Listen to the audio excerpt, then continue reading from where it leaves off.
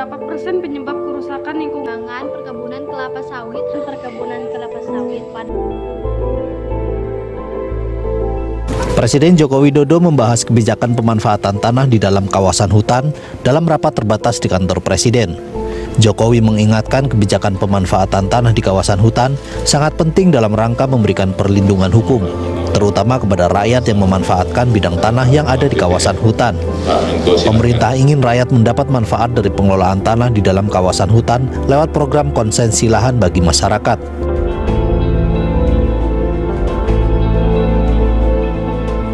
Indonesia merupakan negara kepulauan yang memiliki lokal luas wilayah sekitar 1,905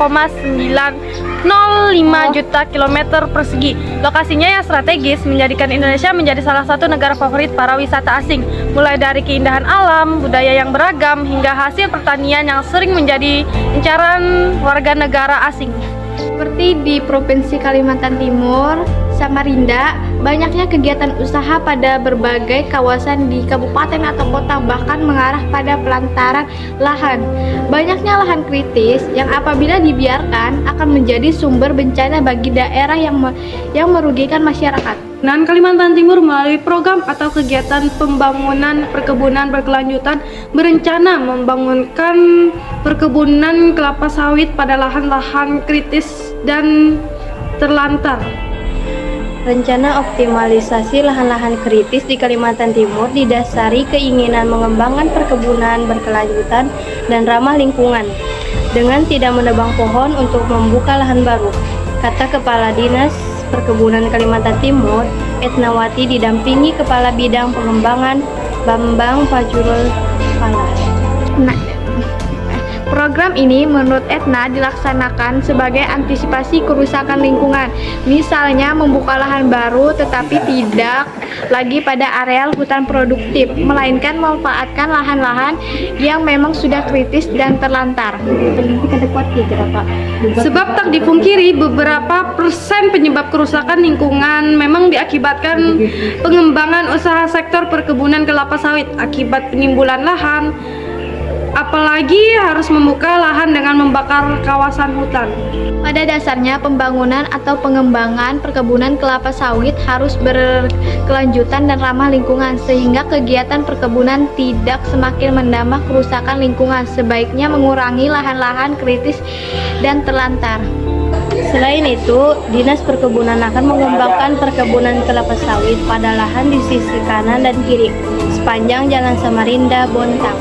Program ini sudah dilaksanakan bahkan melebihi target yang ditetapkan karena keinginan masyarakat melakukan penanaman cukup tinggi.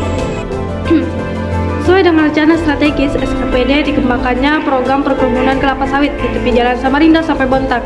Dari target 7.200 hektar hingga kini sudah mencapai 7.225 hektar. Jelasnya, sementara itu pelaksanaan Rasantara Perkebunan 1 juta hektar sawit Kalimantan Timur ditarget dan optimis pada Mei atau Juni setahun ini sudah bisa tercapai meningkat. Berdasarkan laporan setiap daerah, realisinya sudah mencapai 972.000 hektar. Ya, saat ini saja sudah mengembirakan, sebab program itu wancananya sejak 2004 dengan target capaian pada 2018. Namun RPJMD Kalimantan Timur 2009 sampai 2013 ditingkatkan dengan target mampu diwujudkan pada tahun ini, ungkapan Etnawati.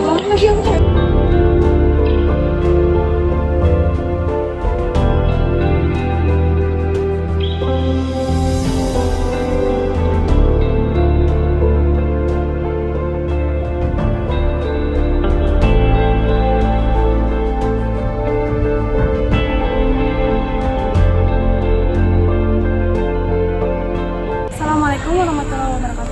Saya Nur Asifa dari kelompok 9 dari kelas 10A. Jadi saya ingin mewawancarai narasumber kita terkait dengan tugas biologi hutan menjadi perkebunan. Jadi dengan Ibu siapa? Dengan Ibu Hadi Pasarina.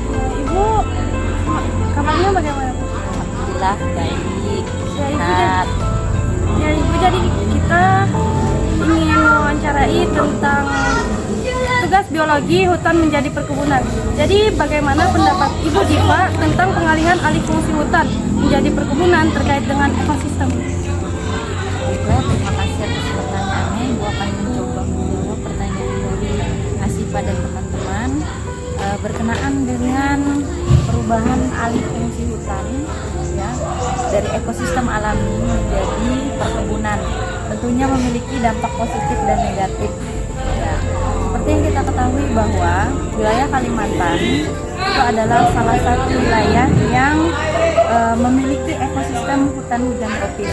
Ekosistem hutan hujan tropis merupakan ekosistem yang paling banyak memiliki keanekaragaman hayati, baik itu tumbuhan maupun hewan.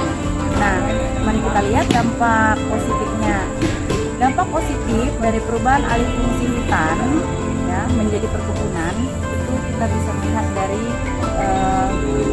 masyarakat, dari segi masyarakat tentunya apabila dialih fungsi menjadi perkebunan maka akan mendapatkan nilai jual. Nilai jual. Kenapa? Karena dari hasil perkebunan maka masyarakat itu akan mendapatkan pendapatan yang layak. Tetapi di balik itu juga terdapat sisi negatif. Sisi negatif ini dari segi ekosistem itu sendiri. Karena kita tahu apabila suatu ekosistem diganggu, maka itu akan mempengaruhi makhluk hidup yang ada di dalamnya. Entah itu akan mereka akan berpindah tempat ataupun lama-kelamaan akan hilang dari musnah. Itu yang dapat saya sampaikan terkait pendapat saya tentang perubahan alih fungsi hutan ya alami menjadi wilayah perkebunan. Terima kasih Bu Diva sudah mau kita wawancarai. Assalamualaikum warahmatullahi wabarakatuh. Assalamualaikum warahmatullahi wabarakatuh. Saya Nur Asifa dari kelompok 9 kelas 10A. Saya ingin mewawancarai narasumber kita terkait dengan tugas biologi tentang hutan menjadi perkebunan. Jadi dengan Mbak siapa? Nama saya Arina. Jadi bagaimana pendapat Mbak Arina tentang pengalihan alih fungsi hutan menjadi perkebunan terkait dengan ekosistem? Apakah hal tersebut akan merusak ekosistem?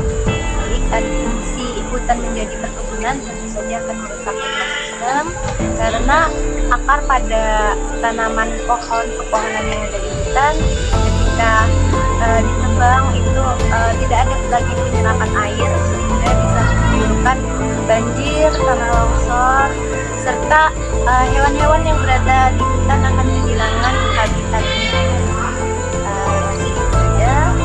Ya, terima kasih Mbak Anna karena sudah mau diwawancarai oleh kelompok kita. Wassalamualaikum warahmatullahi wabarakatuh.